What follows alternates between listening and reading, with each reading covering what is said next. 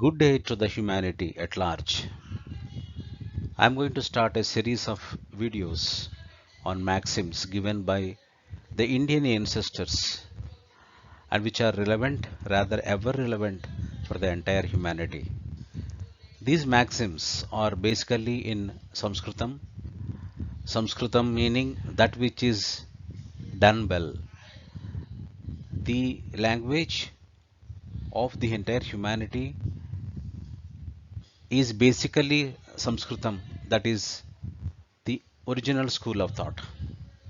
And there may be disagreements for this, but if you look at Sanskritam deeper into its Vyakaranam, that is grammar, and its construction, you will find that this language is the mother of all languages.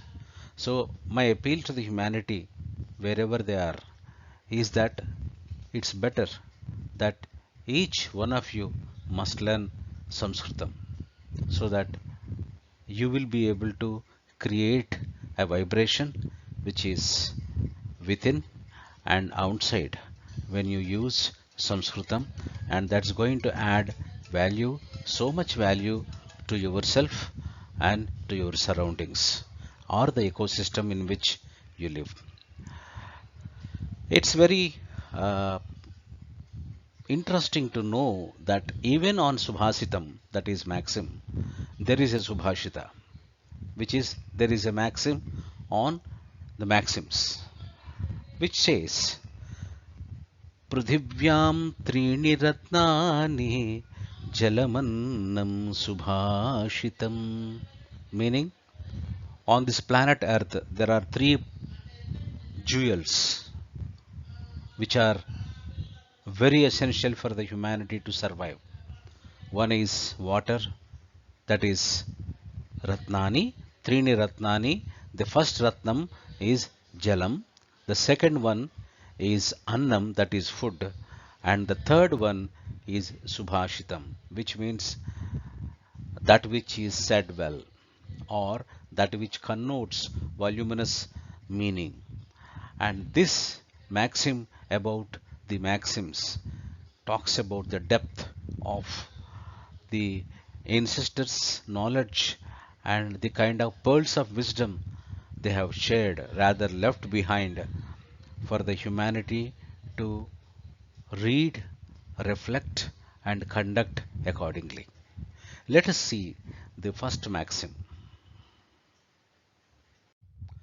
Karta karayita chaiva prerakascha anumodakah Sukrute dushkrute chaiva chatvarah samabhaginaha.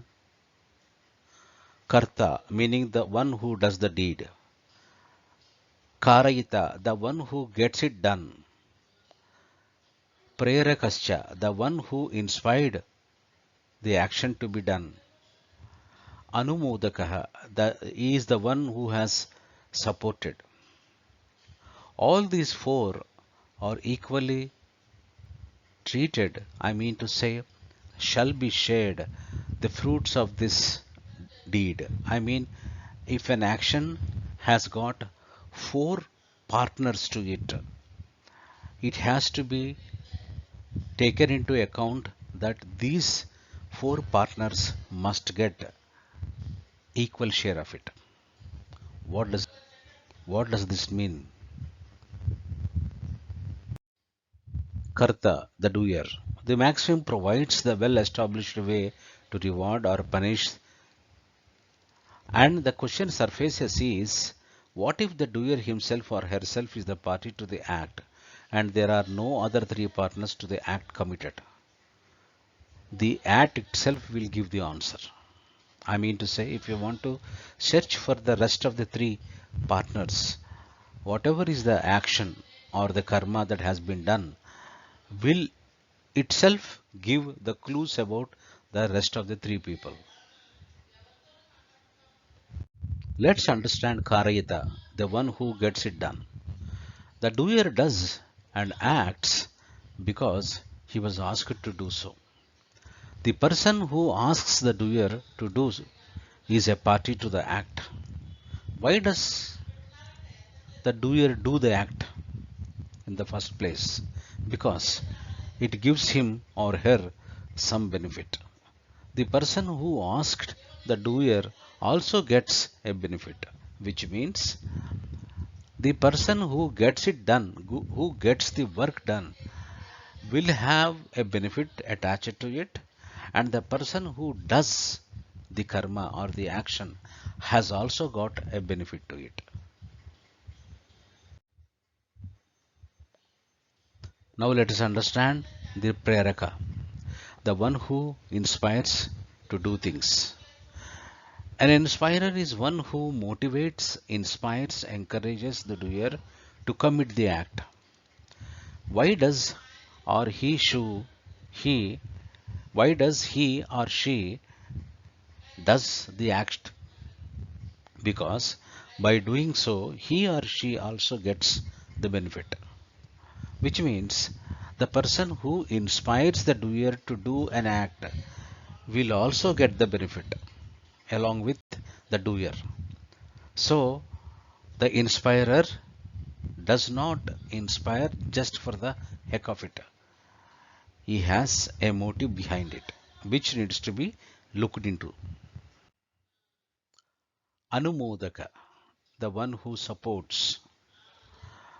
If you look at the inspirer, he only inspires the doer to do it, whereas the supporter involves, rather indulges in actually doing the act by supporting the doer. Why does one support a doer to do? Because he or she also gets the benefit of the act that is being committed. Therefore, all the four, the doer, the one who gets it done, the inspirer, and the supporter, must share the fruits of the act.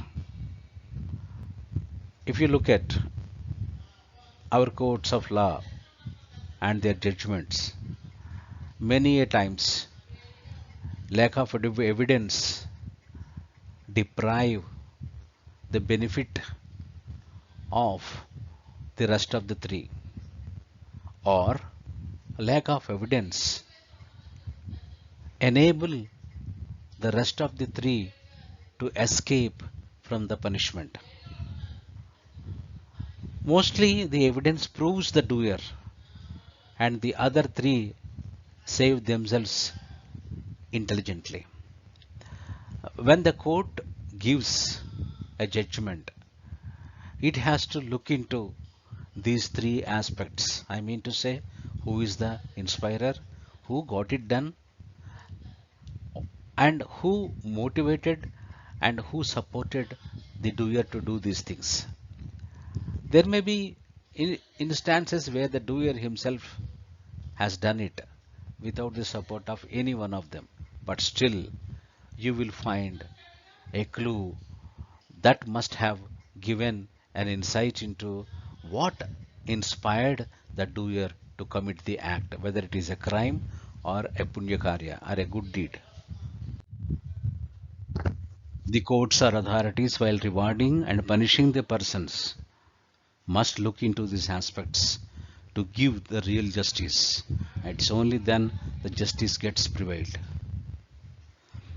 Now let us understand how this maxim helps families and the society at large. If this is stored in our randomly accessible memory, any decision that we need to take must be put to the verification by remembering this maxim. Then we end up taking a most natural and tenable decision. Suppose a student would like to take a course. What is the motivation for the course for the student to take? Who are his role models? So these are all the inspirers. Who will be able to support the student to take up the course? The parents. Then do the parents know the implications of taking up this course? And does the course provide employment opportunities?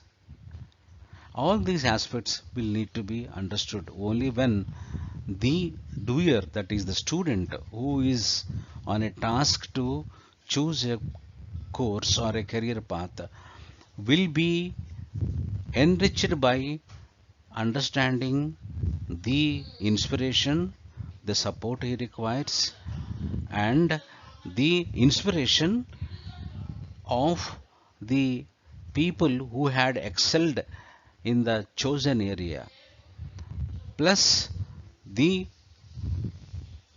parents who eventually enable the student to pursue the career path he had chosen. So, even for choosing a career path, the parents, the role models in the career path, and the support that he requires naturally from the society, I mean to say his family, his friends, his parents, and in many a times for this kind of a decision, parents provide both support and they enable the student to get things done.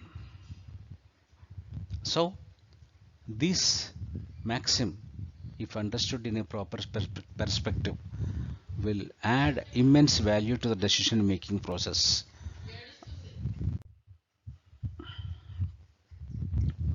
In our legal education, this maxim must be taught with case laws so that its power can be understood and applied to solve many cases in a highly justifiable manner. This maxim will lead to instill the fear among all the four, as all the four will be traced and given what is due to them. It can be understood in both negative and positive manner. Negative manner when the crime is committed, positive manner when a reward needs to be shared, which means a recognition is to be given.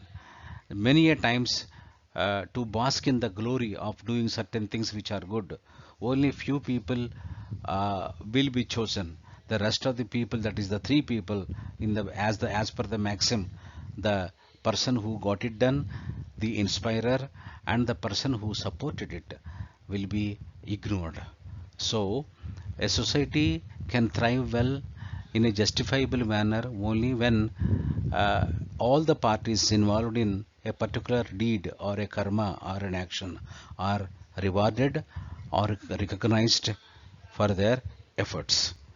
And society needs this to create balance.